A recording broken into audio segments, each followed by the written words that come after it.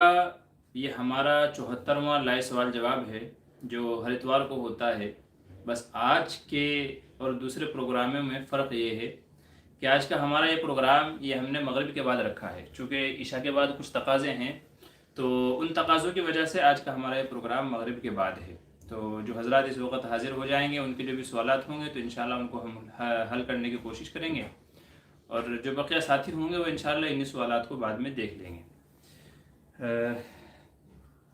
तो चलिए देख लेते हैं कि हमारे किसी भाई बंधु ने कुछ सवालात किए हैं कि नहीं किए हैं।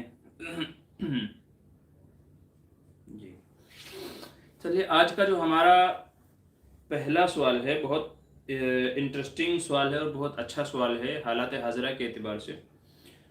सवाल ये है कि मोहम्मद अरकम टीवी कह रहे हैं, औरत के लिए चैनल बनाकर इस्लामिक कंटेंट मसलन कुरान की तालीम देना कैसा है जबकि वो घर से मालदार हो। देखिए, दो शिक़ें इसके अंदर ज़िक्र की गई हैं। एक तो मालदार होने की, तो अगर मालदार है तो ज़ाहिर है कि अल्लाह ने वैसे भी औरत को इक्तिसाब और कसब का हुक्म नहीं दिया है कि औरत बाहर जा कर के माल कमाए और घर से बाहर रह करके जॉब करे, नौकरी करे।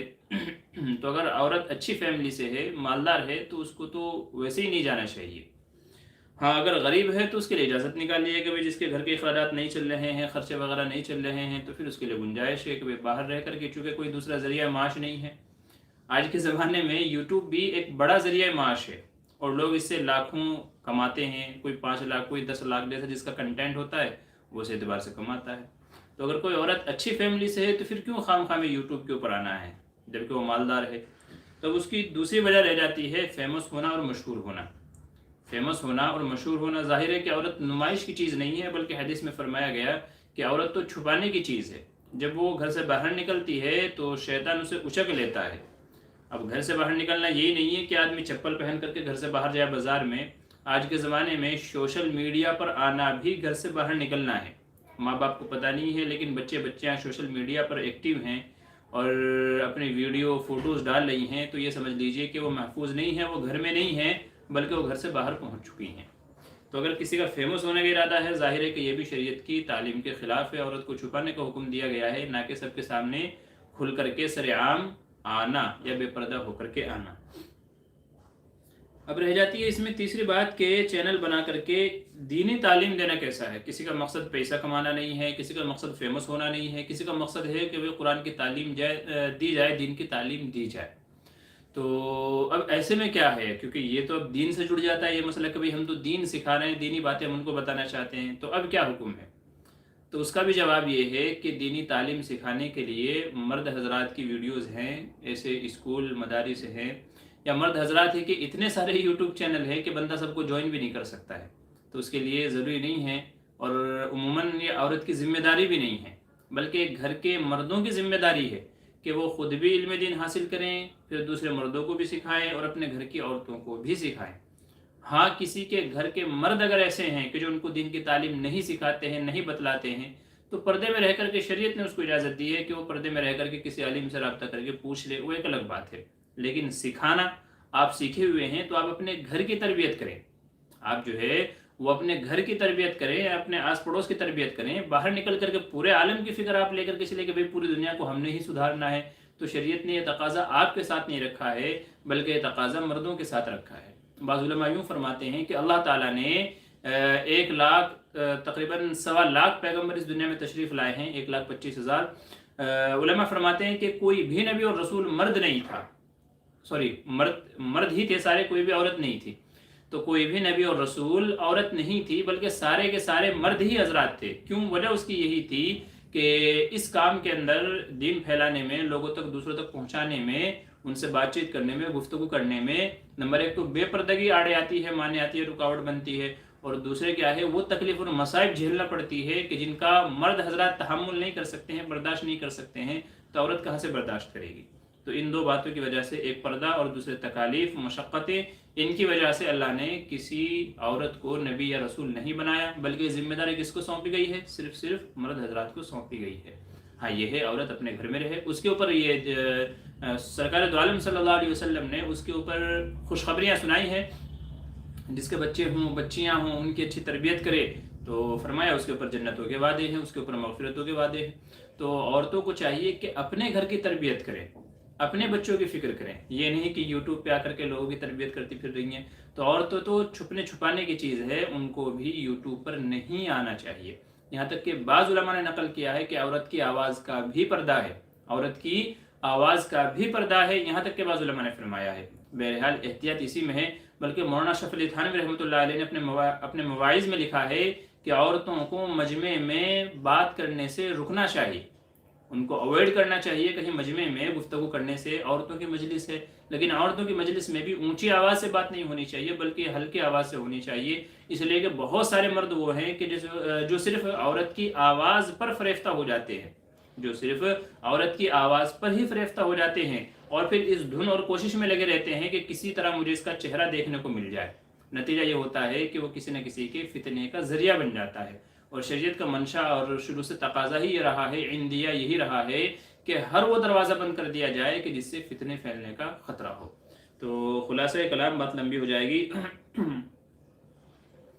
خلاصہ کلام یہ ہے کہ عورتوں کے لیے یوٹیوب پہ آنا مناسب نہیں ہے، صحیح نہیں ہے، درست نہیں ہے، یہ ان کی حیا کے بھی خلاف ہے، پردے کے بھی خلاف ہے، اور بہت ساری دفعہ یہ فتنے کا ذریعہ بن جاتا ہے کیونکہ لوگ جو ہے وہ عورتوں کی ویڈیوز زیادہ دیکھتے ہیں، کیونکہ اللہ نے اٹریکشن رکھی ہے نا، مرد کو عورت سے اٹریکشن رکھی ہے ایک دوسرے کی طرف میں۔ تو جب مرد حضرات یوں دیکھتے ہیں کہ یار یہ تو کوئی عورت ہے جو بتا رہی ہے، بیان کر رہی ہے، تو کمنٹ کرے گا، کمنٹ میں نمبر مانگے گا، پھر نمبر کے ذریعے سے کیا کرے گا، ویڈیو کو لائک کرے گا زیادہ سے زیادہ، اور جو ہے نا پتہ نہیں کیسے کیسے شرارتیں کرتے ہیں مرد حضرات۔ ہم تو مرد ہیں نا، ہم مرد حضرات ہیں، تو ہم کو پتہ ہے کہ لوگ کیسے کیسے شرارتیں کرتے ہیں۔ تو پھر آہستہ بڑھتے بڑھتے بڑھتے بڑھتے نوبت یہاں تک آتی ہے کہ وہ بات کرنے کی کوشش کرے گا، اس کی رہائش جگہ پتہ کرنے کی کوشش کرے گا، اس سے ملنے کی ملاقات کرنے کی کوشش کرے گا، اور پھر نتیجہ یہی ہوگا کہ جس سے شریعت نے روکا تھا آدمی اسی طرف چلا جاتا ہے، اسی دلدل میں دھس جاتا ہے۔ تو ان تمام باتوں کی ان کو مد نظر رکھتے ہوئے اور ان وجوہات سے عورتوں کو کوشش یہ کرنی چاہیے کہ یوٹیوب پہ نہ آئیں، سوشل میڈیا کا وہ کوئی بھی پلیٹ فارم ہو اس پر نہ آئیں تو ہی زیادہ اچھا ہے، ان کے حق میں تو ہی زیادہ بہتر ہے، اور یہی سیف سائڈ ہے اور ان کی عزت و ناموس کا محافظ ہے۔ امید ہے میری بات سمجھ میں آ گئی ہوگی، ہو سکتا ہے کہ آپ کو اختلاف ہو، لیکن 3 باتیں یہاں رکھی تھی میں نے، تینوں باتوں کی وضاحت کر دی ہے۔ نمبر 1 کہ جب مالدار ہے تو ضرورت کیا ہے، دوسری بات فیمس ہونا چاہتی ہے تو یہ شریعت کے خلاف ہے، عورت کو تو چھپانے کی چیز کہا گیا ہے۔ تیسرا اگر آپ کہیں کہ جی ہم تو دینی تعلیم و تعلم کرنا چاہتے ہیں، دینی تعلیم سکھانا چاہتے ہیں، تو اس کے لیے میں نے عرض کر دیا کہ یہ فریضہ مرد حضرات کا ہے کہ وہ اپنے گھر کی بھی عورتوں کی فکر کرے اور دوسروں کی عورتوں کی نہیں، دوسرے مردوں کی فکر کرے کہ دوسرے مردوں تک دین پہنچائے، اور وہ مرد اپنی عورتوں تک پہنچائے، اور ان کی عورتیں دیندار اگر ہیں تو اپنے گھر کا خیال رکھے، اپنے گھر کی نگہبانی کرے اور اپنے بچوں کی تربیت کرے۔ تو یہ عورتوں کی ذمہ داری ہے کہ اپنے گھر کی فکر کرے، نہ کہ یوٹیوب یا دوسرے سوشل میڈیا پلیٹ فارم ہیں ان پہ آ کر کے اپنی نمائش کریں یا فتنے کا ذریعہ بنے۔ ٹھیک ہے، دیکھیں وہ کہاوت ہے، اگر کوئی یوں کہے کہ جی ہم تو ہماری تو نیت غلط نہیں ہے، یا مرد حضرات غلط ہے کہ وہ پھسلتے کیوں ہیں، مرد حضرات غلط ہیں کہ وہ پھسلتے کیوں ہیں، اگر کوئی یوں کہے تو جواب اس کا یہی ہے کہ جیسے کہاوت ہے نا ہمارے کہ نہ بلی دکھے گی نہ کتا بھونکے گا، کہاوت ہے نا کہ نہ بلی دکھے گی نہ کتا بھونکے گا۔ تو جب وہ اس طرح کے جو سوشل پلیٹ فارم ہے جب ان پر آئے گی ہی نہیں تو ظاہر سے بات ہے کہ پھر مردوں کا اس طرف پھسلنا بھی ممکن ہی نہیں ہے، تو اس لیے وہ دروازہ ہی بند کر دینا چاہیے نا کہ جس سے فتنے کا ذریعہ ہو سکتا ہے۔ اور کہاوت ہے کہ بھئی اگر سخت گرمی کا موسم ہو اور کوئی بندہ پانی پی رہا ہو، نیمبو پانی پی رہا ہو، تو ظاہر ہے کہ اس کو دیکھنے والا جو بھی ہوگا اس کے منہ میں پانی آنا ہی آنا ہے۔ کیوں آنا ہے؟ چونکہ وہ دیکھ رہا ہے، تو دیکھنے کا بھی اثر ہوتا ہے۔ ظاہر ہے کہ جب آپ دکھائیں گے بھلے ہی پردے کے اندر کیوں نہ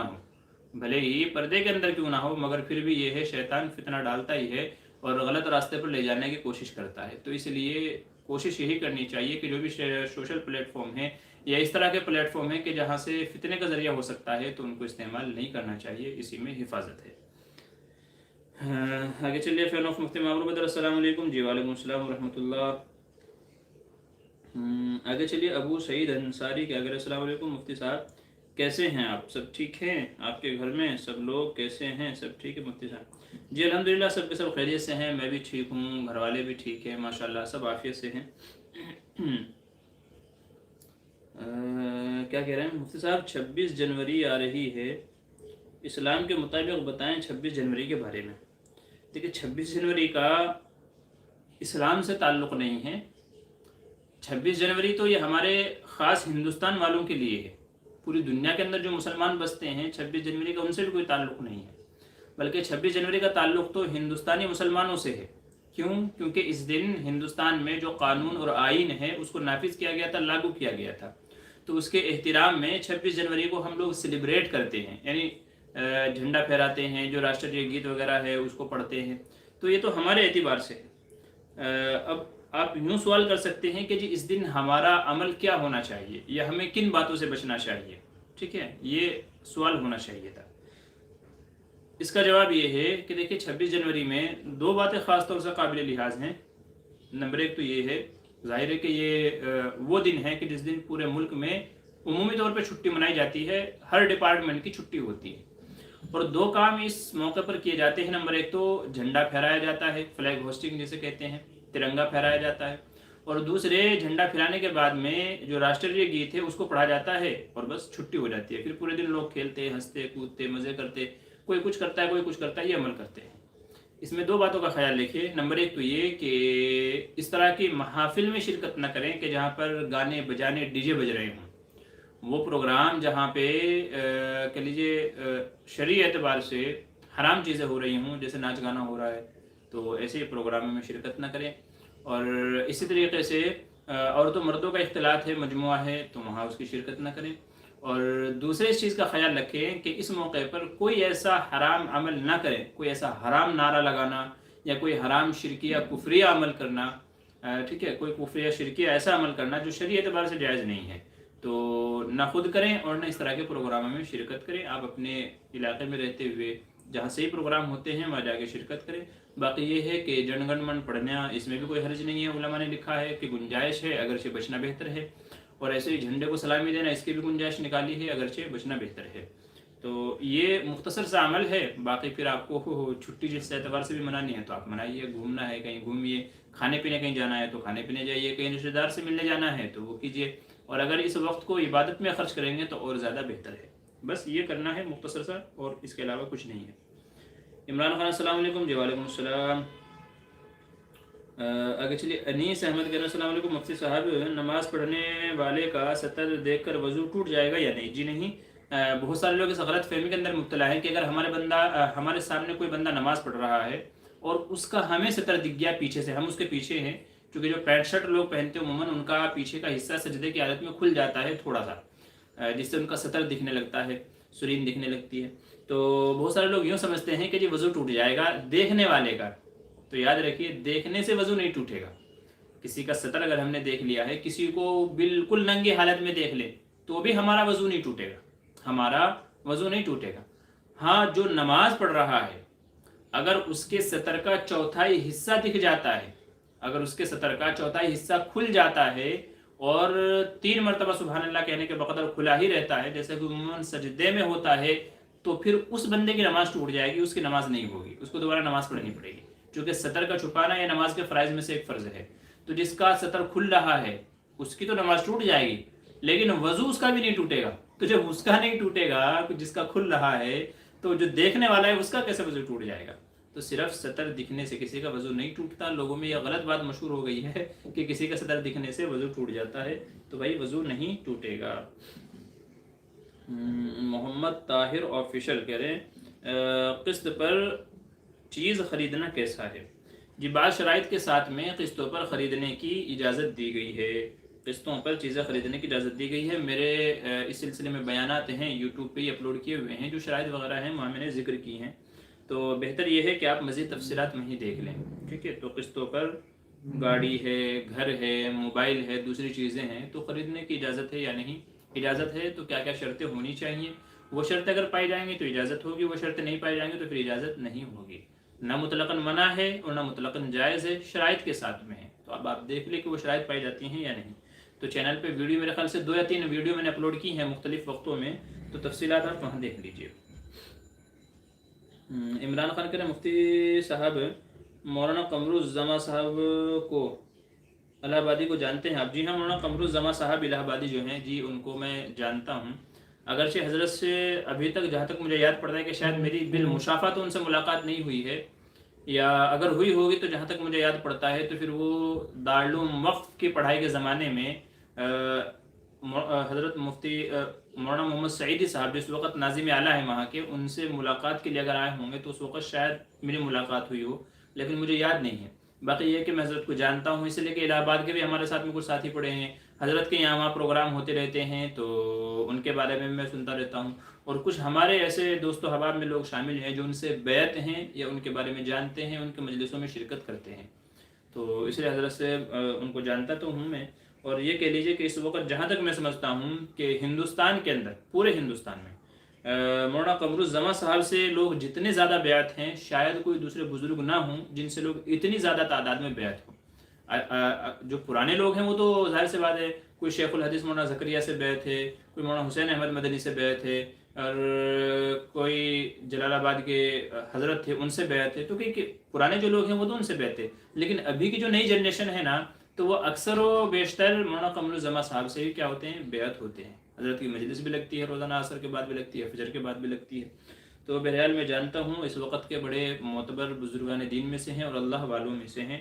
اللہ ایسے اولیاء اکرام بزرگان دین کا سایہ ہمارے سر پر قادر قائم رکھے تاکہ ان سے فیض اٹھانے کا زیادہ سے زیادہ موقع ہمیں مل سکے۔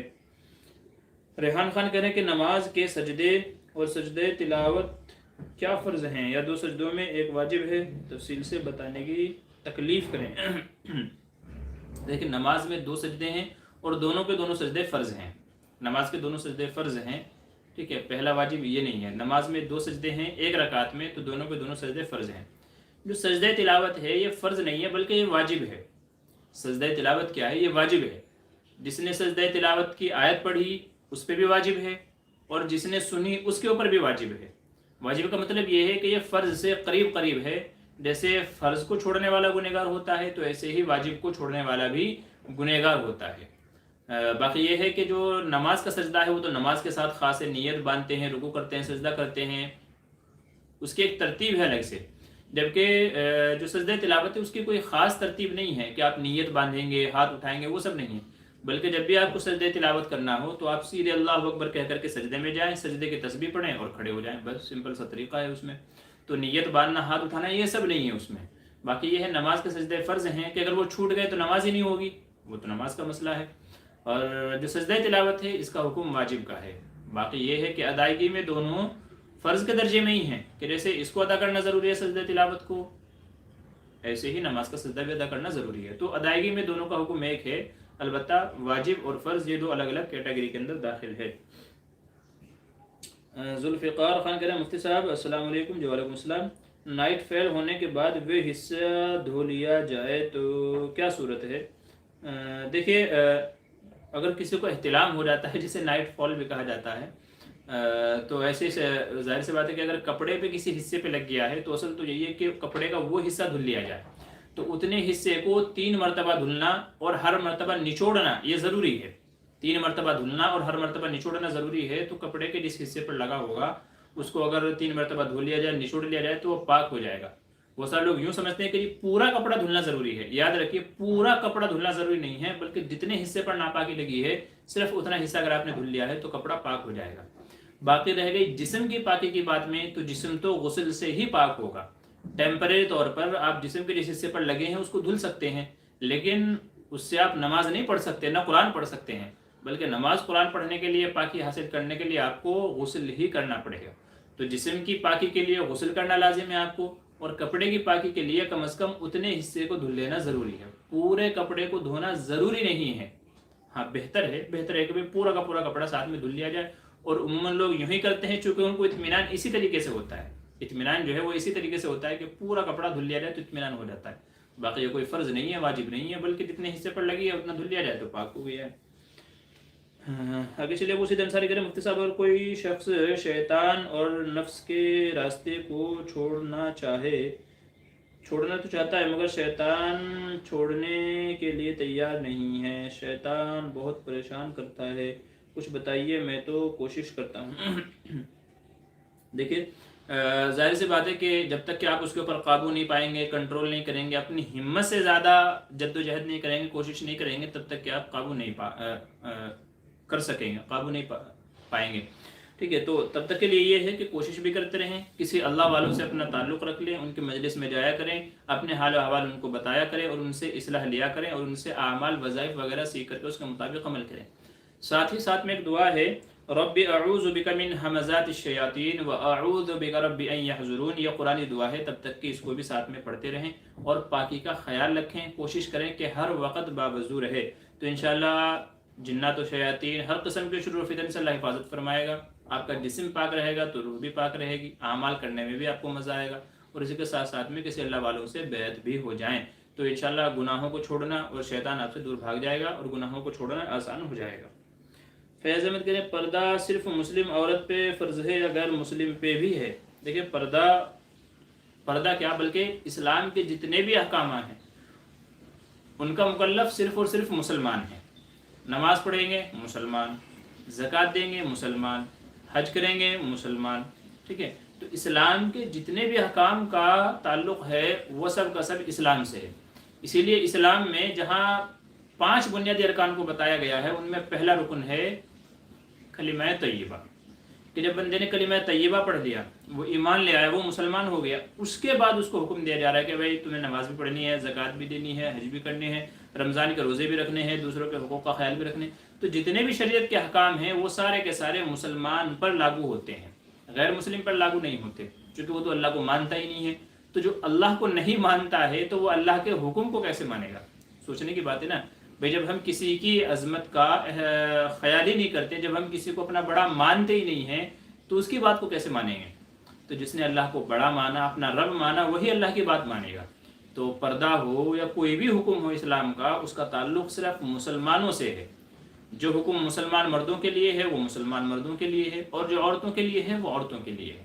تو پردہ یہ اسلام میں ہے، غیر عورتیں کرتی ہیں لیکن اپنی کیا کہتے ہیں، اپنے سیلف، اس کے لیے حفاظت کے لیے، خود کی حفاظت کے لیے وہ کرتے ہیں، اللہ کا حکم ہے سمجھ کر کے نہیں کرتے، بلکہ ان کو لگتا ہے کہ پردہ بہت حد تک محفوظ ہے، ٹھیک ہے، چہرے پر گرد و غبار نہیں آتا ہے، لوگ پریشان نہیں کرتے ہیں، بہت ساری بیماریوں سے بچ جاتے ہیں، تو اس طرح کی جو لاجیکل جو ریزن ہے، وجوہات ہیں، ان کی وجہ سے وہ کرتے ہیں کہ چہرہ اتنا ڈھانپ لیا ہے، دوپٹہ لگا لیا ہے یا عبایا پہن لی ہے، تو وہ ان وجوہات سے کرتی ہیں، جو جن کو اللہ نے تھوڑی عقل دی ہے وہ ان وجوہات سے کرتی ہے، باقی اللہ نے کہا ہے اس لیے وہ نہیں کرتی ہیں، ٹھیک ہے۔ تو پردے کا تعلق جو ہے وہ مسلمان عورتوں سے ہے، ٹھیک ہے، غیر مسلم عورتوں سے نہیں ہے۔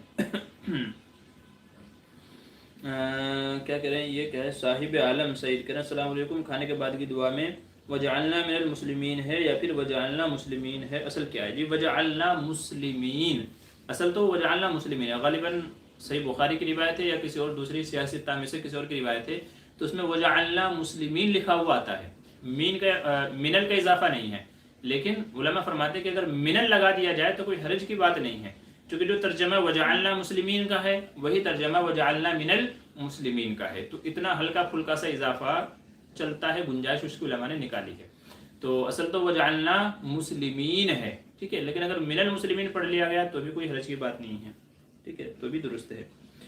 صاحب عالم کیا کہہ رہے ہیں السلام علیکم، ہدیہ لینے والے کو اگر پتہ ہے کہ ہدیہ دینے والا نام و نمود کے لیے دے رہا ہے تو کیا ہدیہ لینا جائز ہے جبکہ اس نے اپنی نیت کا اظہار کیا ہو؟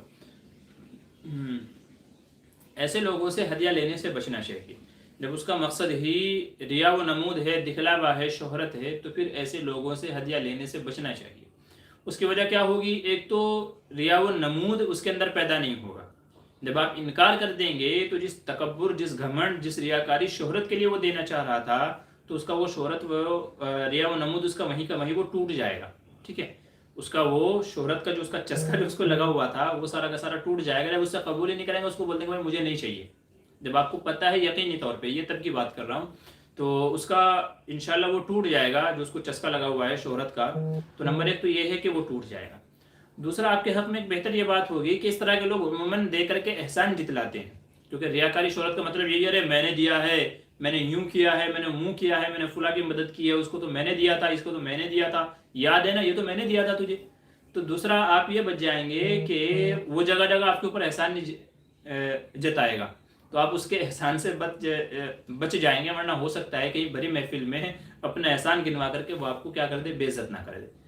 تیسرا یہ ہوگا کہ جس کی نیت یہ خراب ہے لینے کی، تو وہ امید کرے گا کہ شاید پھر جو ہے دینے کی، تو جو ہدیہ دے رہا ہے لیکن نیت میں اس کے فساد ہے تو کل کو وہ آپ سے بھی یہ توقع کرے گا کہ آپ بھی مجھے ہدیہ دیں، اور اگر آپ اس کو نہیں دیں گے بدلے میں تو پھر وہ ناراض ہو جائے گا، بولے گا ارے میں تو دیا تھا تیرے کو، میں ہی دیتا رہتا ہوں ہمیشہ، تو مجھے کچھ نہیں دیتا ہے۔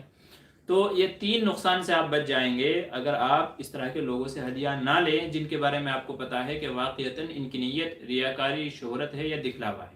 ٹھیک ہے، امید ہے میری بات آپ سمجھ گئے ہوں گے۔ عمران خان کہہ رہے مفتی صاحب کسی نے اگر 1100 روپے کا جوتا خریدا ہے اور کسی پوچھنے والے کو 500 روپیہ بتائے اور جس نے پوچھا انہوں نے 1100 دے دیے، یہ کہاں کہ میری طرف سے ہے؟ یہ کیا چکر ہے بھائی؟ خریدا 1100 میں، بتا رہا ہے 500 میں۔ 1100 روپیہ کا جوتا خریدا ہے اور کسی پوچھنے والے کو 500 روپیہ بتایا اور جس نے پوچھا انہوں نے 1100 دے دیا، یہ کہا کہ یہ میری طرف سے ہے، یہ تو سمجھ میں نہیں آیا بھائی مسئلہ کیا ہے، تھوڑا اور وضاحت کر دیجئے اس کی، میں سمجھ نہیں پایا ہوں کہ آپ کیا کہنا چاہ رہے ہیں۔ کسی نے پوچھا کتنے کا، میں نے کہا 500 روپے کا، تو 1100 مجھے کیوں دے گا؟ وہ 1100 روپے کیوں دے گا؟ سے یہ سمجھ سے باہر ہے یا کیا سلسلہ ہے؟ تو اگر آپ تھوڑی سی وضاحت کر دیں تو میں سمجھ جاؤں گا۔ ریحان خان کہہ رہے ہیں کیا نان مسلم بھی حضور پاک صلی اللہ علیہ وسلم کے امتی ہیں؟ جی ہاں، اس میں کوئی شک نہیں ہے۔ دنیا میں اس وقت جو بھی بسنے والے انسان ہیں، بلکہ حضور کے زمانے سے جب سے آپ کو نبوت ملی تب سے دنیا کے ہر بندے کے اوپر، ہر شخص پر، مرد ہو یا عورت ہو، حضور صلی اللہ علیہ وسلم پر ایمان لانا فرض ہے اور ضروری ہے، اور اسی وقت سے دنیا کے تمام انسان قیامت تک آنے والے سب کے سب حضور صلی اللہ علیہ وسلم کی کیا ہیں؟ امتی ہیں۔ اور اس کی مثال میں آپ کے سامنے ذکر کر دوں، چونکہ مثال سے بات سمجھ میں آتی ہے اور حوالے سے بات سمجھ میں آتی ہے۔ آپ کو یاد ہوگا جب حضور صلی اللہ علیہ وسلم نے طائف کا سفر فرمایا اور ظالموں نے آپ کو پتھر مارے، لہو لہان کر دیا، آپ کو بے عزت کیا، تکلیفیں دی گئی آپ کو، جب آپ واپسی میں وہاں سے تشریف لا رہے تھے تو آپ نے اس وقت یہ فرمایا تھا کہ یہ میری امت کے لوگ ہیں، یہ مجھے بھی جانتے نہیں ہیں، یہ میری قوم کے لوگ، یہ میری امت کے لوگ ہیں، یہ مجھے صحیح سے پہچانتے نہیں ہیں، مجھے جانتے نہیں ہیں۔ اسی طرح کفار مکہ کے تعلق سے بھی ہے کہ حضور صلی اللہ علیہ وسلم سے جب کہا گیا بد دعا فرما دیجئے، بد دعا فرما دیجئے، تب بھی آپ نے بد دعا نہیں فرمائی۔ جنگ احد کے موقع پر جب آپ کا دانت مبارک شہید ہو گیا تب بھی آپ نے، حالانکہ اس وقت تو وہ کافر تھے جن سے لڑائی ہو رہی تھی، وہ تو کافر تھے، مشرک تھے وہ تو، لیکن اس موقع پر بھی آپ نے یہی الفاظ استعمال فرمائے کہ یا اللہ یہ میری قوم کے لوگ، یہ میری امت کے لوگ جو ہیں یہ مجھے جانتے نہیں ہیں، پہچانتے نہیں ہیں، یہ غفلت میں یہ سارے اعمال کر رہے ہیں۔ تو حضور نے خود کافروں کو اپنی قوم اور اپنی امت کہا ہے۔ تو اس سے ہم کو یہ پتہ چلتا ہے کہ قیامت تک آنے والے جتنے بھی انسان ہیں وہ حضور صلی اللہ علیہ وسلم کی امت کے اندر داخل ہیں، وہ چاہے مسلم ہوں وہ غیر مسلم ہوں۔ البتہ یہ الگ بات ہے کہ غیر مسلموں کو بھی حضور پر ایمان لانا چاہیے، تبھی جا کر کے ان کی قیامت میں نجات ہو سکتی ہے، ورنہ اگر وہ اللہ کو نہیں مانیں گے اور حضور کو نہیں مانیں گے تو پھر ان کی نجات نہیں ہوگی۔ باقی یہ ہے امتی تو وہ بھی حضور ہی کے ہیں، اللہ کے بندے ہیں اور حضور کے امتی ہیں۔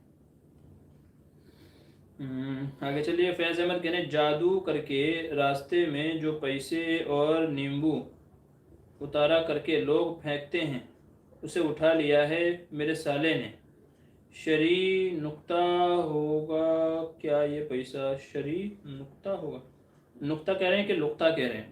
دیکھیے جس چیز کے بارے میں آپ کو پتا ہے کہ اس کے اوپر جادو وغیرہ کیا گیا ہے یا کچھ اور اس کے اوپر غلط عملیات کیے گئے ہیں تو پھر اس طرح کی چیزوں سے بچنا چاہیے، ان کو نہیں اٹھانا چاہیے، کیونکہ مبادا ایسا نہ ہو کہ ان کے نقصانات آپ کو بھی جھیلنے نہ پڑ جائیں، آپ کے اوپر بھی جادو وغیرہ کے اثرات نہ ہو جائیں۔ اگر کہیں بیچ راستے میں پڑا ہوا ہے تو آپ ایسا کر سکتے ہیں کہ اس کو سائڈ میں رکھ دیں۔ باقی لالچ میں پیسہ ہو، کھانے پینے کی چیز ہو جس کے بارے میں آپ کو گمان ہے کہ یار یہ غلط ہو سکتا ہے تو پھر اس کو نہیں اٹھانا چاہیے۔ لقطے کا مطلب یہ ہوتا ہے کہ وہ گری پڑی چیز جو کسی سے غفلت میں گر گئی ہے، بھول چوک سے کسی سے گر گئی ہے، اور انداز دونوں کا الگ ہو جاتا ہے۔ بھئی ایک چیز ہے جادو کر کے رکھی گئی ہے، اس کا رکھنے کا اسٹائل، طریقہ اور وہ چیزیں ہی الگ ہوتی ہیں، وہ جن پہ جادو کیا جاتا ہے وہ چیزیں الگ ہوتی ہیں، اور ایک چیز گری پڑی ہے کہ بھئی یہ کسی کا بھول چوک سے گر گیا ہے، کوئی چھوڑ کے چلا گیا ہے تو اس کا انداز الگ ہوگا۔ تو اس لیے آپ پہلے سمجھ لیں کہ یہ چیز کیا لقطے کے اندر گری پڑی کوئی بھول کے گیا ہے اس کے اندر ہے، یا کسی نے جادو وغیرہ کر کے رکھی ہوئی اس کے اندر ہے۔ تو جادو وغیرہ کی جو چیزیں ہیں وہ چاہے روپیہ پیسہ ہو، کھانے پینے کا جو ہے راشن سامان، کچھ بھی چیز ہو اس کو اوائڈ کرنا چاہیے، اس کو نہیں اٹھانا چاہیے، کیونکہ نمبر ایک تو نقصان اس کا یہ ہوگا کہ ہو سکتا ہے آپ کے اوپر بھی اس کے اثرات آ جائیں، دوسرے یہ ہوگا کہ وہ اللہ کے علاوہ غیر اللہ کے نام پر اس کو چڑھایا گیا، بھینٹ کیا گیا، اس کے اوپر غلط عملیات پڑھے گئے اور پھر وہاں اس کو رکھا گیا ہے تو وہ مشکوک ہو گیا، بلکہ حرام اگر کہہ لے تو غلط نہیں ہوگا، تو وہ چیز حرام ہو گئی ہے۔ تو اس طرح کی چیزوں سے پھر بچنا چاہیے، ان کا استعمال بھی صحیح نہیں ہوگا۔ نسیم 42 کہہ رہے ہیں حضرت معتدہ کے پاس غیر مسلم عورت جا سکتی ہے، بات چیت کر سکتی ہے؟ جی ہاں، ضرورت کی جو بات چیت ہے وہ کر سکتی ہے۔ عدت کے دوران میں مسلم عورت کے پاس میں اگر کوئی غیر مسلم عورت آتی ہے کسی کام کے سلسلے میں، کچھ پوچھنے کے تعلق سے، کسی اور وجہ سے تو پھر بات چیت ہو سکتی ہے، کوئی مذائقہ نہیں ہے۔ ہاں یہ ہے بس ایسے ہی فالتو میں آ گئی ہے بات چیت کرنا، گفتگو کرنے، تو پھر وہ مناسب نہیں ہے، کیونکہ معتدۃ الوفات اس کو تو غم اور سوگ منانے کا حکم دیا گیا ہے، اور جو معتدۃ الطلاق ہے یعنی طلاق والی جو ہے عورت ہے، اس کو تو حکم یہ ہے کہ وہ تو زیادہ سے زیادہ اپنے شوہر کے لیے بناؤ سنگار کرے تاکہ شوہر کا دل پسیج جائے، وہ رجوع کے اوپر راضی ہو جائے، یا دوبارہ اگر 3 طلاق نہیں ہے تو وہ دوبارہ نکاح کے اوپر راضی ہو جائے۔ تو اس طرح کی آلتو فالتو چیزوں میں، بلکہ اگر عورت عدت کے اندر نہیں ہے تب بھی شریعت نے فالتو باتیں کرنے سے منع کیا ہے۔ کیوں؟ کیونکہ عورتیں جہاں بیٹھتی ہیں تو وہاں پر پھر کسی کی چگلی، کسی کی غیبت، کسی کے اوپر بہتان، الزام تراشیں، یہ چیزیں شروع ہو جاتی ہیں۔ وہ کہاوت ہے، کسی بادشاہ نے کہا تھا کہ بھائی سب سے بڑا جھوٹ سناؤ، تو کسی نے کچھ آگے بولا، کسی نے کچھ آگے بولا، بادشاہ نے بولا نہیں یہ دنیا کا سب سے بڑا جھوٹ نہیں ہے۔ ایک بندہ کے کہتا ہے کہ جی ایک جگہ 4 عورتیں اکٹھے تھی اور وہ خاموش بیٹھی ہوئی تھی، تو بادشاہ نے کہا ہاں یہ سب سے بڑا جھوٹ ہے کہ 4 عورتیں جہاں مل جائیں، 4 بھی میں زیادہ کہہ رہا ہوں، 2 عورتیں بھی جہاں مل جائیں تو ممکن ہی نہیں ہے کہ وہ خاموش بیٹھ جائیں، بلکہ عورتوں کے اندر دیکھا یہ گیا ہے کہ جب بات کرنا شروع کرتی ہیں، ایک رہنے والی ہے پنجاب کی، ایک رہنے والی ہے ممبئی کی، لیکن دونوں آپس میں کہیں نہ کہیں کنیکشن ڈھونڈ لیتی ہیں اور رشتہ داریاں تک ڈھونڈ لیتی ہیں، جاننے پہچاننے والے ارے ہاں وہ تو میرے گاؤں کی ہے، وہ تو میرے رشتہ دار ہے، ایسا ہے ویسا ہے، تو آپس میں کوئی نہ کوئی کنیکشن جوڑ ہی لیتی ہیں۔ تو عورتیں، خاص کر یہ عورتوں کے اندر عادت ہے، چغلی کی غیبت کی زیادہ ہے مردوں کے مقابلے میں۔ مرد کہیں بیٹھتے ہیں، بات چیت تو وہ بھی کرتے ہیں، لیکن ان کے یہاں ہنسی مذاق ٹھٹے یہ سب چیزیں ہوتی ہیں، غیبتیں کم ہوتی ہیں۔ عورتوں میں ہنسی مذاق ٹھٹے کم ہوتے ہیں، چغلی اگلی یہ ساری چیزیں زیادہ ہوتی ہیں۔ تو اس لیے اگر عورت عدت کے اندر نہیں ہے تب بھی فالتو دوسری عورتوں کو مطلب آپس میں عورتوں کو جمع نہیں ہونا چاہیے۔ کیوں؟ کیونکہ پھر میں نے بتایا کہ وہ غلط کی طرف چلا جاتا ہے، کسی کی غیبت ہو جاتی ہے، کسی کی چغلی ہو جاتی ہے، کسی کے اوپر بہتان لگ جاتا ہے، جو کہ کیا ہے، حرام ہے اور ناجائز ہے۔ آگے چلیے، ریحان خان کہہ رہے ہیں نابالغ غیر مسلم بچے مرنے کے بعد کیا وہ جنت میں ہوں گے؟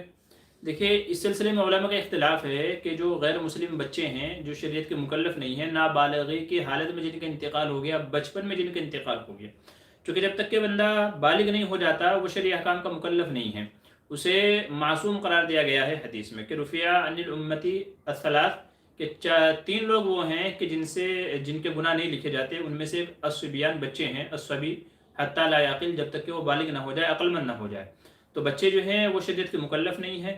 تو غیر مسلم بچے، ان کا حکم کیا ہے؟ آیا یہ جنت میں جائیں گے کہ جہنم میں جائیں گے؟ اس سلسلے میں علماء کا اختلاف ہے۔ بعض علماء تو یوں کہتے ہیں کہ بڑوں کا جو حکم ہوگا وہی بچوں کا بھی حکم ہوگا، چونکہ وہ غیر مسلم گھرانے میں پیدا ہوا اور یہ ہے کہ بڑا ہو کر کے وہ بھی ان کے راستے پر چلے گا۔ تو بعض لوگ تو یوں کہتے ہیں کہ جی وہ جہنم میں جائیں گے۔ یہ قول اگرچہ ضعیف ہے، مرجوح ہے، اس قول کو زیادہ علماء نے پسند نہیں کیا ہے۔ دوسرا قول یہ ہے، بعض علماء فرماتے ہیں کہ نہ وہ جنت میں جائیں گے نہ وہ جہنم میں جائیں گے، بلکہ وہ اعراف جو جنت و جہنم کے درمیان میں ایک مقام ہے، اس مقام پر رہیں گے۔ مقام اعراف جو ہے تو وہ اس مقام پر رہیں گے، نہ جنت میں جائیں گے نہ جہنم میں جائیں گے۔ اس قول کے قائل بھی بہت سارے علماء ہیں۔ اور ایک اور تیسرا قول ہے علماء کا، وہ فرماتے ہیں کہ غیر مسلم بچے جنت میں جائیں گے اور جنتیوں کے خادم ہوں گے، ان کی خدمت کرنے والے ہوں گے۔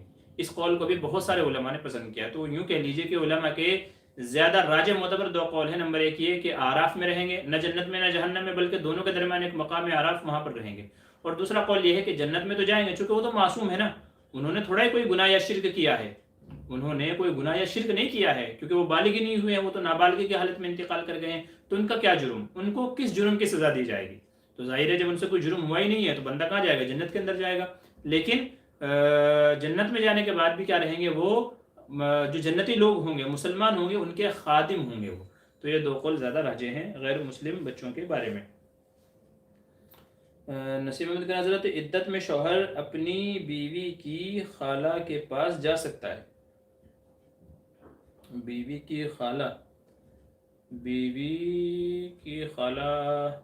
کے پاس پتہ نہیں بھائی، فی الحال تو ذہن میں نہیں ہے، بیوی کی ہے، خالہ ہے بیوی کی، تو خالہ سے تو بیوی کی خالہ سے فی الحال ذہن میں نہیں ہے کہ محرم میں ہے کہ غیر محرم میں ہے۔ مجھے تھوڑا سوچنا پڑے گا کہ بیوی کی خالہ ان کی کیا لگتی ہے، پھر اس کے بعد میں تھوڑا آپ سے بتاؤں گا کہ بہرحال مسئلہ یہ ہے کہ اگر وہ محرمات میں شمار ہوتی ہے، محرم میں اگر آتی ہے تو پھر تو آ جا سکتی ہے، اور اگر غیر محرم میں ہوتی ہے، بیوی کی خالہ اگر غیر محرم میں ہوتی ہے تو پھر کیا ہے، پھر غیر محرم ہوتی ہے تو پھر آ جا نہیں سکتی ہے، چونکہ مسئلہ یہ ہے کہ بیوی کے جو اصول و فروع ہیں وہ شوہر پر حرام ہو جاتے ہیں محرمیت کی وجہ سے، جیسے ساس ہے، اس کی نانی ہے، اس کی دادی ہے، تو یہ کیا ہے، سب محرمات میں شمار ہوتی ہیں، ٹھیک ہے۔ ایسے ہی آگے اس کے پوتے پوتیاں نواسے نواسیاں ہیں بیوی کے، تو ان سے بھی نکاح نہیں ہو سکتا، تو وہ بھی محرم کے اندر آتی ہیں۔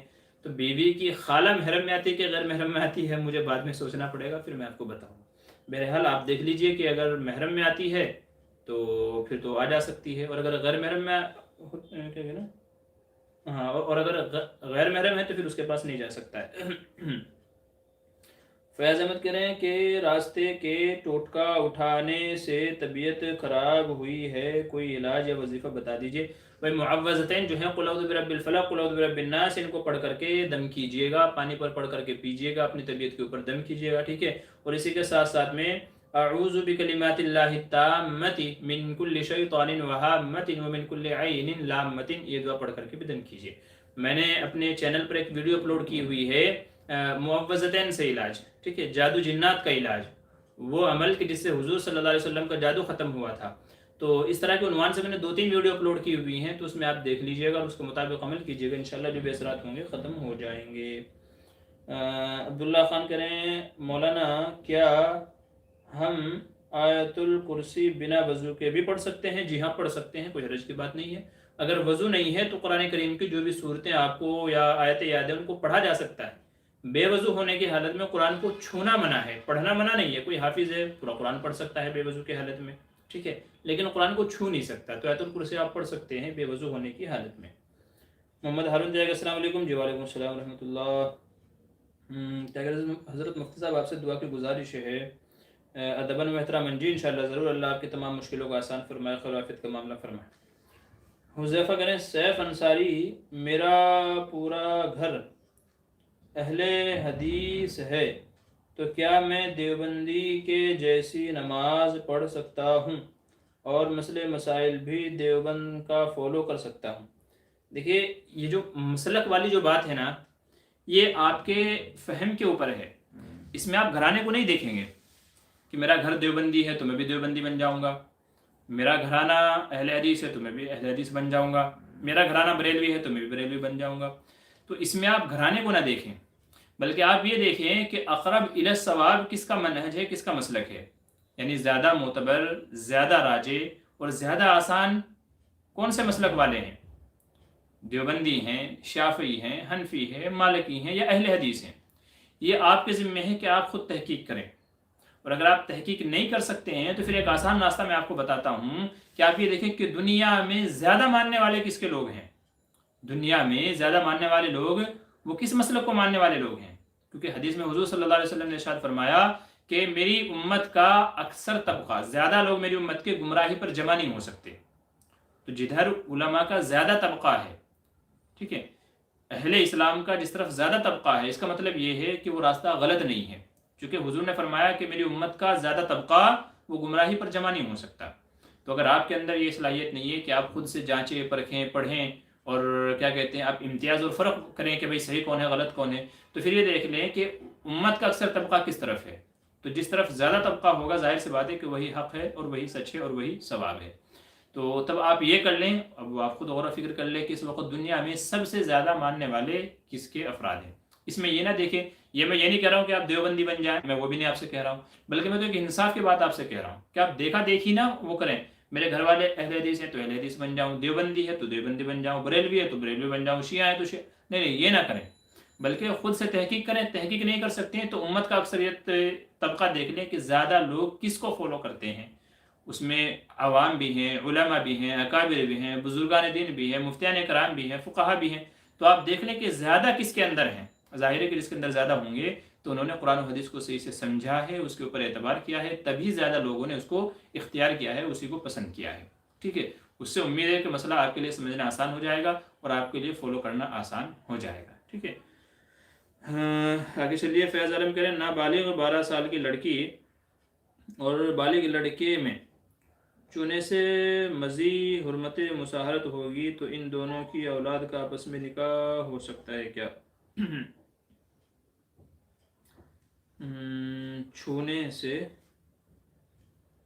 اگر دونوں غیر محرم ہیں ایک دوسرے کے، لڑکا لڑکی اگر دونوں ایک دوسرے سے غیر محرم ہیں، ایک دوسرے کے لیے غیر محرم ہیں، پھر یہ چھونا ٹچ کرنا ہو جاتا ہے، چھونا ٹچ کرنا ہو جاتا ہے، تو یہ اس سے حرمت مسارت ثابت نہیں ہوگی صرف ٹچ کرنے سے، بلکہ جب تک کہ غلط فعل نہ ہو جائے، ٹھیک ہے، زنا وغیرہ والا جو فعل ہے جب تک کہ وہ نہ ہو جائے تب تک کے لیے حرمت مسارت کے احکام شامل نہیں ہوں گے، کیونکہ قرآن کریم میں وَلَا تَنْكِحُوا مَا نَكَحَ آبَاؤُكُم مِّنَ النِّسَاءِ إِلَّا مَا قَدْ سَلَفَ، تو یہاں پر نکاح سے علماء یہ فرماتے ہیں کہ نکاح سے مراد یہ ہے کہ ہم بستری ہو جائے، تو ہم بستری کے بعد میں حرمت مسارت والے احکام لاگو ہوتے ہیں کہ جب کسی عورت سے نکاح کیا، اس سے ہم بستری ہو گئی، پھر نہ اس کے اصول سے نکاح کر سکتا ہے نہ اس کے فروع سے نکاح کر سکتا ہے۔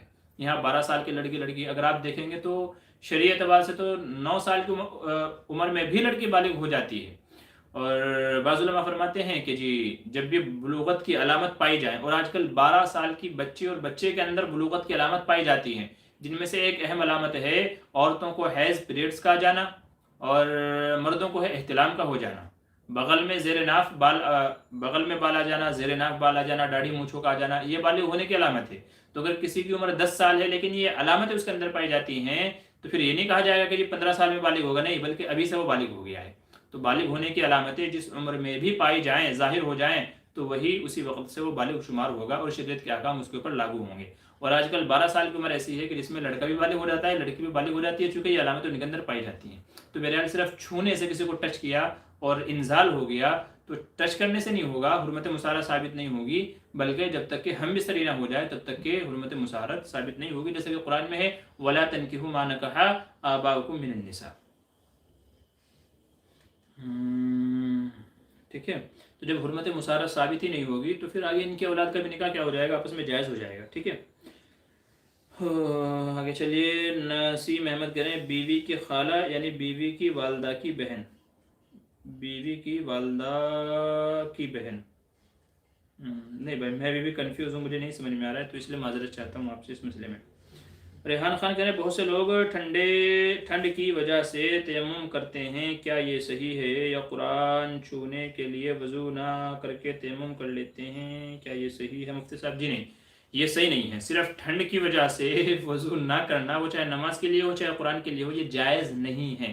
وجہ اس کی یہ ہے کہ جب بندہ بھلے ہی تکلیف کے ساتھ ہو لیکن وضو کرنے پر قادر ہے تو اس کے لیے وضو کرنا ہی ضروری ہے، چونکہ اصل وضو ہی ہے۔ تیمم تو وضو کا خلیفہ ہے، اور خلیفہ اس وقت آتا ہے کہ جب اصل موجود نہ ہو، اصل نہ کر سکتا ہو، اصل کے اوپر قدرت نہ ہو تو خلیفہ آتا ہے۔ تیمم کا حکم اس وقت ہو کہ جب بندہ نہ کر سکتا ہو، بندہ بیماری کے اندر مبتلا ہے، کوئی ایسی تکلیف ہے کہ وضو کرے گا تکلیف بڑھ جائے گی، یا تو ٹھنڈ اور ٹھنڈا پانی اس قدر ہے کہ اگر ٹھنڈے پانی سے وضو کرے گا تو اس کا ہاتھ شل ہو جائے گا، فالج ہو جائے گا ہاتھ کو، اس قدر ٹھنڈ ہے۔ جیسے بعض دفعہ کشمیر میں ہوتی ہے، بعض علاقوں میں وہاں ہوتی ہے کہ اس قدر ٹھنڈا پانی ہے کہ اگر بدن پہ ڈالے گا تو بدن جام ہو جائے گا، اگر اس قدر ٹھنڈ ہے تو اس موقع پر تو گنجائش نکل سکتی ہے، لیکن اگر کر سکتا ہے صرف بس تھوڑا سا ٹھٹرے گا اور کچھ نہیں ہوگا، ٹھیک ہے، باقی ٹھنڈ برداشت کر سکتا ہے تو پھر تیمم کا حکم نہیں ہوگا، پھر وضو ہی کرنا ضروری ہوگا۔ تو ایسے لوگ جو صرف بس ایسے ہی کہ یار ٹھنڈ نہ لگے، اتنی زیادہ نہیں ہے کہ جسے بندہ برداشت نہ کر سکے، اتنی زیادہ نہیں ہے، بس ایسے ہی اپنا نہیں چاہتا وضو کرنا ٹھنڈ کی وجہ سے، تو یاد رکھیے کہ پھر نہیں ہوگا تیمم معتبر، بلکہ وضو ہی کرنا پڑے گا، نماز کے لیے بھی وضو کے لیے بھی۔ فیض احمد کہہ رہے ہیں کوئی علاج یا وظیفہ کرنے سے طبیعت زیادہ مسئلہ ہو رہا ہے، جو تکلیف دفع کرنے کا وظیفہ کر رہے وہ زیادہ بڑھ رہا ہے۔ دیکھیں جو بھی آپ وظیفہ کر رہے ہیں نا تو وقتی طور پر اس سے زیادہ ہوگا لیکن پھر آہستہ آہستہ ختم ہونا شروع ہو جائے گا، ٹھیک ہے۔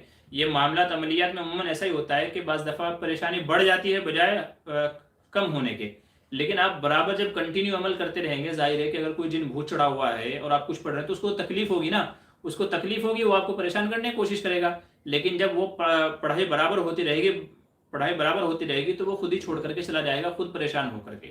تو بعض دفعہ ایسا ہوتا ہے کہ تکلیف بڑھ جاتی ہے لیکن آپ پریشان نہ ہوں، اس عمل کو کنٹینیو کریں، برابر جاری رکھیں، کچھ وقت کے بعد میں انشاءاللہ وہ اثرات ختم ہو جائیں گے۔ यूनाइटेड फॉर जस्टिस वीडियो कह रहे हैं, मुफ्ती साहब क्या मैं कोई फ्रेंच कंपनी में काम कर सकता हूँ? वो फ्रेंच कहीं गवर्नमेंट कंपनी नहीं है, प्राइवेट कंपनी। देखिए, चाहे वो फ्रेंच हो, चाहे अमेरिकन हो, चाहे किसी भी उसकी कंपनी हो, शर्त ये है कि वहाँ पर आप हलाल काम करें। कंपनी जो है वो हलाल काम करती हो, हलाल बिजनेस, हलाल कारोबार करती हो, तो फिर आप कर सकते हैं। आपको कोई हराम काम ना करना पड़ता हो, गलत काम ना करना पड़ता हो, तो फिर आपके लिए इजाज़त है, कंपनी चाहे कोई भी हो।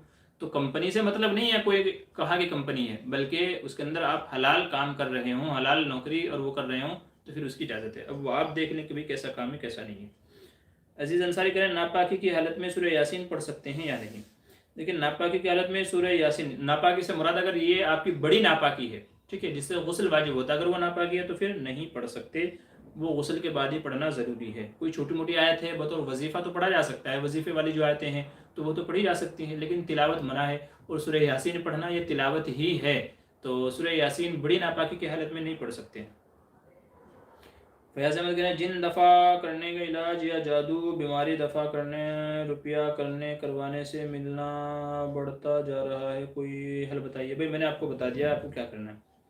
रेहान खान कहना वज़ू में गर्दन का मसा एंड कानों का मसा करना सुन्नत है या फ़र्ज़ है, एंड इसका तरीक़ा क्या है, लाइव करके प्लीज़ बता दीजिए। देखिए, गर्दन के मसे को भी, कानों का मसा तो है ही नहीं, ठीक है, कानों पे जो मसा करते हैं, कानों का मसा और गर्दन का मसा, बाज़ उलमा कहते हैं कि इसका सबूत मोतबर अहादीस से नहीं है।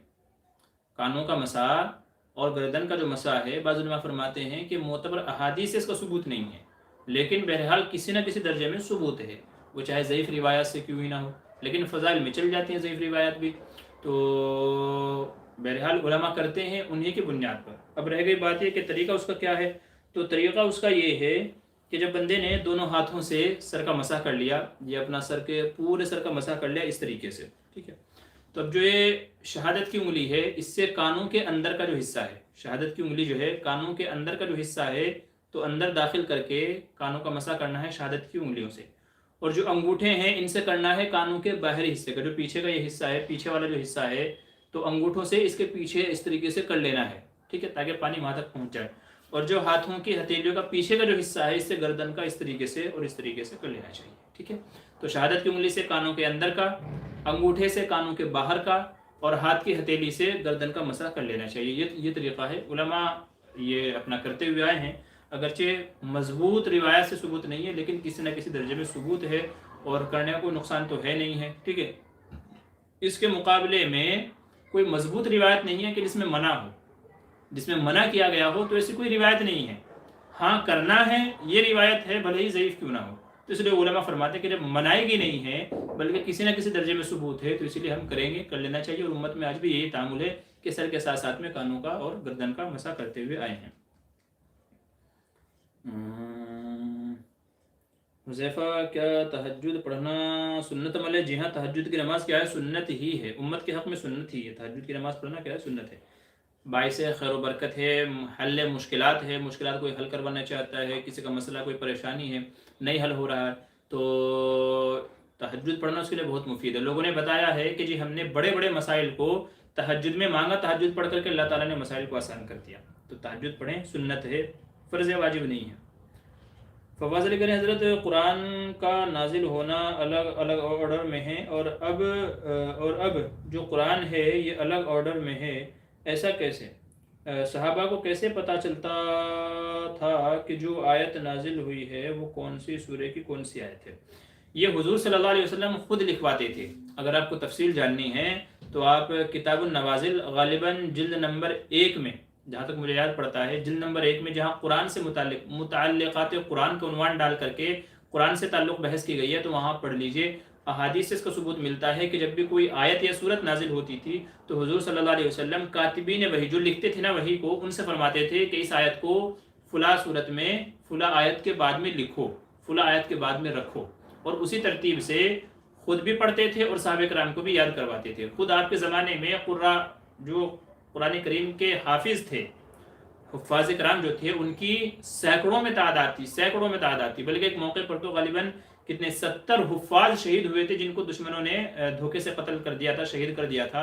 تو 70 حفاظ، یعنی حضور ہی کی زندگی میں جو قرآن نازل ہو چکا تھا اس کے حفاظ تھے، ان کو پتا تھا کہ قرآن کی کون سی آیت کس کے بعد ہے. بہرحال کہنے کا مطلب یہ ہے کہ حضور صلی اللہ علیہ وسلم خود ہی لکھواتے تھے، جب بھی کوئی آیت نازل ہوتی تھی تو خود ہی صحابہ سے کہتے تھے کہ اس آیت کو فلاں صورت میں فلاں آیت کے بعد میں لکھو.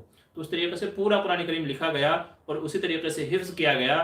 حضرت عثمان غنی رضی اللہ عنہ کے زمانے میں انہی حفاظ کرام سے سن کر کے، یا جو تختیوں پہ لکھا ہوا تھا، پتھروں پہ جہاں جہاں بھی لکھا ہوا تھا وہیں سے جمع کر کے اسی اعتبار سے اس کو شکل دی گئی اور اسی اعتبار سے ترتیب دی گئی جس طرح حضور نے لکھوایا تھا یا یاد کروایا تھا. ٹھیک ہے. بلکہ اما عائشہ رضی اللہ عنہا بھی حافظ قرآن تھی. اما عائشہ جو ہے، جو حضور کے بعد کافی زمانے تک کے زندہ رہی ہیں، تو وہ بھی کیا تھی؟ حیات تھی وہ. تو ان کو پتا تھا کہ کون سی آیت کب نازل ہوئی اور کس کا درجہ کس کے بعد میں. اس لیے قرآن کریم میں کسی شبے کی گنجائش نہیں ہے. جو شبے کی گنجائش کرے گا وہ کافر قرار دیا جائے گا. اور سورہ کی ترتیب کس نے دی؟ اس تمام کی ترتیب جو ہے نا وہ حضور صلی اللہ علیہ وسلم کی طرف سے ہی ہے. صرف حضرت عثمان غنی رضی اللہ عنہ کے زمانے میں یہ ہوا ہے کہ پہلے مرتب شکل میں، ایک کتابی شکل میں جو اب ہمارے سامنے جمع ہے، جو کتاب کی جو کتابی شکل میں ہمارے سامنے قرآن ہے، یہ شکل نہیں تھی. اس کو شکل دی ہے حضرت عثمان غنی رضی اللہ عنہ نے. باقی قرآن کریم کی بعین ہی ترتیب اور نزول یہ کیا ہے، یہ حضور صلی اللہ علیہ وسلم کے زمانے سے ہی تھی. البتہ پاروں کی تعداد کہ بھئی پارے 30 ہونے ہیں، قرآن کریم میں کہاں رکوع ہے کہاں نہیں ہے، زبر زیر پیش جو ہے یہ بعد کے زمانے والوں نے کیا ہے. حضور کے زمانے میں 30 پارے نہیں تھے کہ 30 پارے نازل ہوئے ہوں، بلکہ صورتیں نازل ہوئی تھی. تو پاروں کی ترتیب اور اسی طریقے سے رکوع کی ترتیب کہ بھئی اس میں 20 رکوع ہیں، اس میں 18 ہیں، اس میں 22 ہیں، تو یہ رکوع کہاں ہوگا کہاں نہیں ہوگا، یہ ترتیب. اور اسی طریقے سے زبر زیر کی جو ترتیب ہے یہ بعد والے لوگوں نے کی ہے. حضور کے زمانے میں یہ نہیں تھی. باقی قرآن کریم پوری 114 صورتیں اور اسی ترتیب کے ساتھ میں حضور کے زمانے میں تھی اور اسی کے قرآن کریم کے حافظ تھے. اگر چلیے فواز حضرت، کیا ہمیں سعودی کی مخالفت کرنی چاہیے؟ وہ لوگ یمن پہ کھلا ظلم کر رہے ہیں. بھائی اس حوالے سے ہمارے اکابرین کے بیانات موجود ہیں، آپ ان کو سن لیجئے، انشاءاللہ اسی سے آپ کو اس کا جواب مل جائے گا. ٹھیک ہے. باقی میں سلسلے میں مزید کچھ وضاحت نہیں کروں گا فی الحال، کیونکہ حالات جو ہے نا وہ بڑے خراب ہیں. فی الحال کے حالات کچھ بولنے سے پہلے بہت کچھ سوچنا پڑتا ہے. بہرحال اس سلسلے میں ہمارے علماء اکابرین کے بیانات موجود ہیں، آپ ان سے رہنمائی حاصل کیجیے. اچھا بھائی، ہمارا پروگرام میں یہ پروگرام مکمل کر رہا ہوں چونکہ وقت ہو گیا ہے. ابھی 8 بجے کے بعد میں آپ نے ہمارا دوسرا لائیو پروگرام کا وہ دیکھا ہوگا. ہمارے دوست ہیں مفتی حکیم اشرف قاسمی صاحب، تو ان کے ساتھ میں میرا لائیو پروگرام ہے کچھ چیزوں کو لے کر کے، جیسے وزن گھٹانا ہے. بہت سارے لوگ ہوتے ہیں کہ وزن نہیں گھٹ رہا ہے، وزن زیادہ ہو گیا ہے، تو کچھ نسخہ انہوں نے بنایا ہے، اس کی وضاحت کریں گے. گھٹنوں میں، پیروں میں، کمر میں درد تکلیف رہتی ہے تو اس کا ایک نسخہ انہوں نے بنایا ہوا ہے. ٹھیک ہے. اور ایسے ہی کیا کہتے ہیں، کسی کو شوگر ہو گیا ہے، شوگر کم نہیں ہو رہا ہے، تو شوگر کنٹرول کے لیے انہوں نے ایک دوائی بنائی ہے. تو یہ 2-3 چیزیں ہیں. میں ابھی ان کے سامنے پروگرام کرنے والا ہوں جسٹ 5 منٹ میں. ٹھیک ہے. تو آپ ہمارے ساتھ جوائن ہو سکتے ہیں اور بہت ساری مفید باتیں اور علاج آپ کو سننے کو ملیں گے. تو آپ اس پروگرام میں بھی ہماری شرکت کر سکتے ہیں. تو 8 بجے کا میں نے ان کو ٹائم دیا ہوا ہے اور 8 ہمارے یہاں بج چکے ہیں. تو اس لیے میں فی الحال آپ سے معذرت چاہوں گا. انشاءاللہ جن لوگوں کے سوالات رہ گئے ہیں انشاءاللہ اگلے ہفتے کے لیے ان کو اٹھا کر کے رکھ لیجئے. انشاءاللہ اگلے ہفتے ان کا جواب دے دیں گے، یا آنے والی جو جمعرات ہیں انشاءاللہ جمعرات کو ان کو حل کر لیں گے. تو چونکہ 8 بجے کا میں نے پروگرام سیٹ کیا ہوا ہے، تو ابھی آپ ادھر آ جائیے انشاءاللہ. وہاں میں آپ جو ہے نا وہاں سن لیجئے. اور جو بھی ہمارے بھائیوں کے سوالات رہ گئے ہیں، حذیفہ بھائی کے ہیں، معروف بھائی کے ہیں، ریحان بھائی کے ہیں، ٹھیک ہے، مصروف کے ہیں، تو جو بھی یہ ہمارے بھائیوں کے سوال ہیں انشاءاللہ میں ان کو جمعرات میں یا کسی اور موقع پہ حل کر لیں گے. ٹھیک ہے.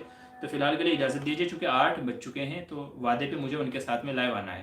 ٹھیک ہے. تو آج کا پروگرام یہی مکمل کرتا ہوں. اللہ سب کو آباد رکھے، خوش رکھے. آپ چاہیں تو ادھر ہمارے ساتھ میں جڑ جائیے. تب تک کے لیے خدا حافظ. السلام علیکم ورحمۃ اللہ وبرکاتہ.